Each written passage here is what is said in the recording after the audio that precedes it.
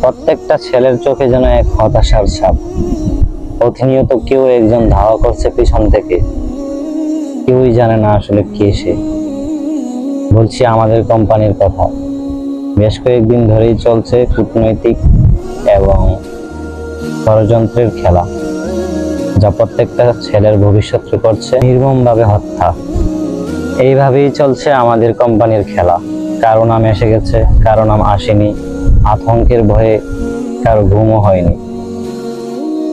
প্রতিনিয়ত যেন এক আতঙ্ক ধাওয়া করছে প্রত্যেকটা ছেলের পিছনে, কারো স্বপ্নে, কারো বাস্তবে। কেউই যেন মুক্তি পাচ্ছে না এই আতঙ্ক থেকে। আমাদের কোম্পানি থেকে লোক ছাঁটাই করতেছে, পাঠিয়ে দিচ্ছে বাংলাদেশ। কারো কারো নাম চলে আসছে, আমার এখনো আসে নাই। তো দোয়া করবেন সবাই, কখন যে আসে পাওয়া যায় না। তো অনেক আতঙ্কের মধ্যে আছি, অনেক প্যারেশানের মধ্যে আছি, টেনশনের মধ্যে আছি। তো আপনাদের সবার কাছে দোয়া।